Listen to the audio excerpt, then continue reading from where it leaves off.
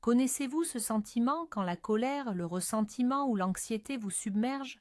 Quand une seule pensée fugace ou un mot maladroit de quelqu'un suffit à gâcher toute votre journée. Maintenant, imaginez des personnes que rien ne semble pouvoir déstabiliser. Elles restent calmes, sereines et maîtresses d'elles-mêmes, même au cœur du chaos. Quel est leur secret?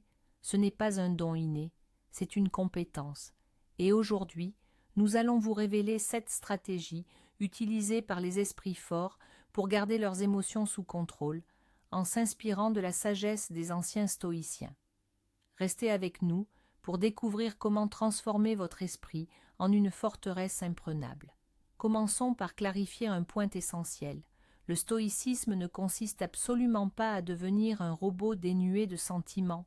Bien au contraire, cette philosophie gréco-romaine, pratiquée par l'empereur Marc Aurèle et le dramaturge Sénèque, ne nous apprend pas à réprimer nos émotions, mais plutôt à en comprendre l'origine.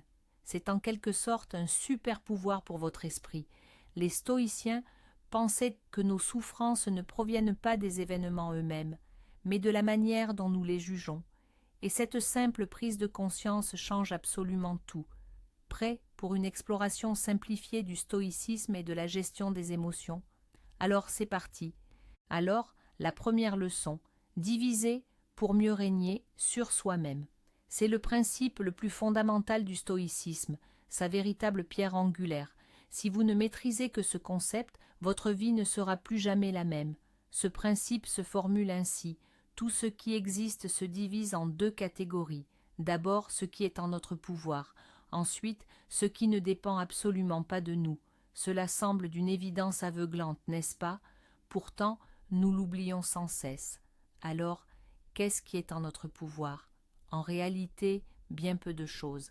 Il s'agit de nos propres pensées, de nos jugements, de nos désirs et de nos actions. C'est notre monde intérieur, notre liberté de choisir comment réagir aux événements. C'est tout. Et qu'est-ce qui échappe à notre contrôle? Quasiment tout le reste. Le temps qu'il fait, la situation économique, le passé, l'opinion des autres à votre sujet, les embouteillages, les résultats de vos efforts. On peut travailler sans relâche et ne pas être promu. On peut être d'une grande gentillesse et déplaire à certains. Et c'est là le cœur du problème. Toutes nos émotions négatives, colère, anxiété, frustration, découlent de notre tentative de contrôler ce qui ne dépend pas de nous. Nous nous énervons contre un embouteillage, comme si notre colère pouvait le faire disparaître. Nous nous soucions de la vie d'autrui, comme si nous pouvions lire dans l'esprit de l'autre. Une personne forte qui applique les principes du stoïcisme cesse tout simplement d'agir ainsi. Elle concentre toute son énergie et son attention exclusivement sur ce qui est en son pouvoir. Elle ne gaspille pas une seule goutte de ses forces à se battre contre des moulins à vent. Cela libère d'immenses ressources mentales et apporte une sérénité inouïe. La deuxième approche pourrait vous paraître étrange, voire un peu intimidante. Elle se résume à ceci: imaginez le pire pour atteindre le meilleur. Dans le stoïcisme, cette technique puissante est appelée la praemeditatio malorum, ou plus simplement la préméditation du mal. Mais rassurez-vous, ce n'est pas un appel au pessimisme. Il ne s'agit pas de vivre dans l'attente de la fin du monde. Au contraire, c'est l'un des outils les plus efficaces pour atteindre la sérénité et la confiance en soi. C'est une sorte d'entraînement mental. Voici comment cela fonctionne. Supposons que vous ayez une réunion importante demain. Au lieu de simplement espérer le meilleur, vous prenez quelques minutes pour vous asseoir et visualiser calmement tout ce qui pourrait mal se passer. Votre interlocuteur pourrait être agressif. Vous pourriez ne pas trouver les mots justes. On pourrait vous refuser. Vous avez passé ces scénarios en revue dans votre tête. Et ensuite, ensuite, vous vous préparez. Vous réfléchissez à l'avance à des réponses calmes face à une éventuelle agression. Vous prenez de courtes notes avec vos arguments clés. Vous anticipez ce que vous ferez en cas de refus. Et c'est là que réside la magie. Premièrement, si l'une de ces choses se produit réellement, ce ne sera pas un choc pour vous. Vous ne paniquerez pas car vous avez déjà mentalement traversé cette situation et vous savez quoi faire. L'impact émotionnel sera considérablement réduit. Et deuxièmement, ce qui arrive dans la grande majorité des cas, rien de terrible ne se produit. et là vous ne ressentez pas seulement un soulagement, mais une véritable joie et une profonde gratitude. C'est comme une vaccination contre le stress. Vous vous préparez à la tempête et quand le soleil brille, vous l'appréciez bien davantage. Vous cessez de craindre l'échec, car vous y êtes désormais préparé. Passons maintenant à la troisième méthode. C'est une technique mentale à la fois belle et puissante que l'empereur Marc Aurèle appréciait particulièrement. Appelons-la la vue à vol d'oiseau. Imaginez qu'une difficulté vous submerge, une rancune, de la colère ou de l'anxiété. Elle vous semble immense, occupant tout votre esprit et paraissant être le centre de votre univers. À ce moment-là, faites quelque chose de simple, fermez les yeux et commencez à vous éloigner mentalement. D'abord, imaginez-vous dans la pièce où vous vous trouvez. Ensuite, élevez-vous mentalement plus haut et visualisez votre maison, votre rue. Plus haut encore, c'est votre quartier puis votre ville entière qui apparaît. Continuez à prendre de l'altitude. Puis, c'est votre pays sur la carte du continent, et voici la terre entière, cette petite bille bleue et blanche, flottant seule dans l'immensité silencieuse du cosmos. Maintenant, en contemplant cette minuscule planète depuis cette hauteur, essayez de vous y localiser, cherchez à y trouver votre problème. Qu'en est-il advenu? Il n'a pas disparu, mais sa proportion a radicalement changé, n'est-ce pas? Face à cette immensité de l'espace et du temps, il n'est plus qu'un grain de sable microscopique. Cet exercice ne résout pas le problème directement, mais il fait quelque chose d'encore plus important. Il vous arrache instantanément à ce tourbillon émotionnel et vous offre une perspective précieuse. Il vous montre à quel point nombre de nos préoccupations sont insignifiantes et passagères. Ce n'est pas une manière de dévaloriser vos sentiments, c'est une manière de leur redonner les justes proportions et de ne pas laisser une petite contrariété sembler la fin du monde. La quatrième méthode est une pratique très personnelle et puissante. Il s'agit d'un dialogue intérieur que l'on mène chaque soir avec soi-même. Le grand philosophe stoïcien Sénèque écrivait qu'il ne s'endormait jamais sans avoir scrupuleusement analysé sa journée.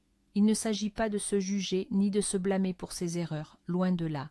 Il s'agit plutôt d'une analyse objective et impartiale que mènerait un commandant sage avec son subordonné le plus crucial, soi-même.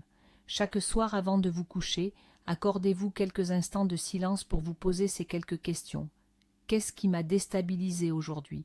Qu'est-ce qui m'a mis en colère, m'a contrarié ou m'a effrayé? Pourquoi cela s'est-il produit?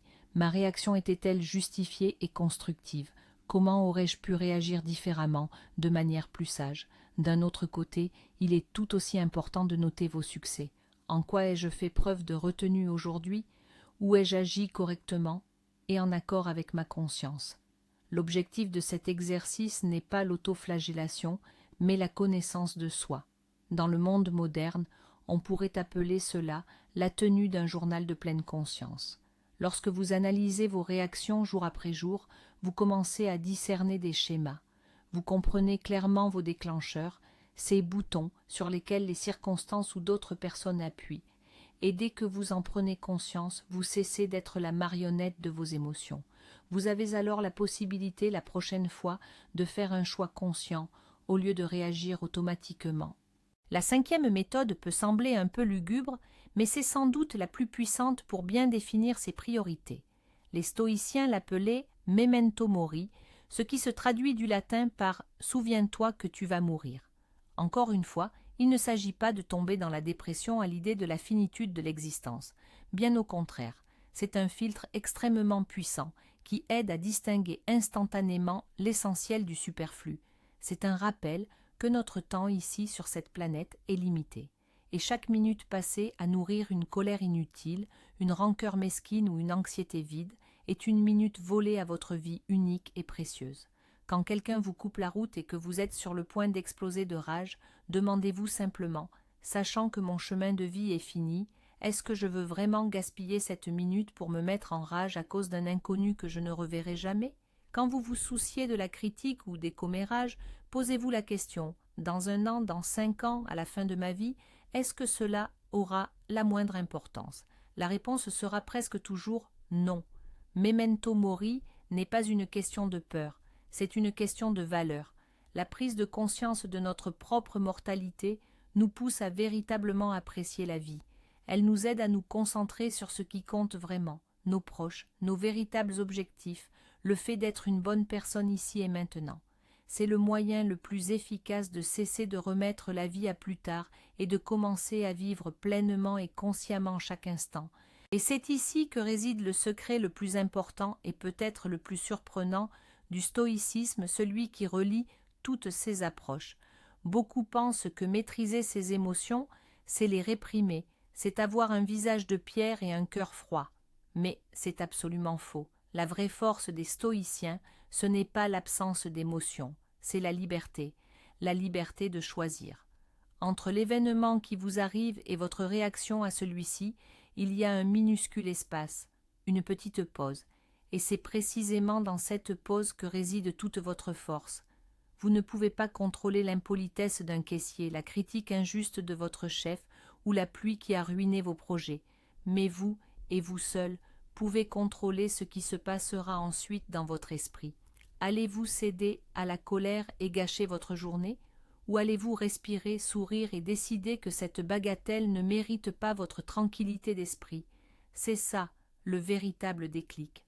La force, ce n'est pas de ne rien ressentir. La force, c'est de tout ressentir, mais de choisir comment y réagir. En fin de compte, ces 7 méthodes mènent toutes à une seule chose, la pleine conscience et la liberté intérieure. Maîtriser ses émotions, ce n'est pas les réprimer, mais faire un choix conscient. C'est une compétence que l'on peut et que l'on doit entraîner chaque jour. Merci d'avoir regardé cette vidéo jusqu'à la fin. Si elle vous a été utile, mettez un pouce bleu et abonnez-vous à la chaîne pour ne pas manquer les prochaines vidéos sur la philosophie pratique pour une vie moderne. Et maintenant, une question pour vous. Dites-nous en commentaire laquelle de ces 7 approches vous a semblé la plus pertinente et applicable dans votre vie. Nous sommes très intéressés par votre avis.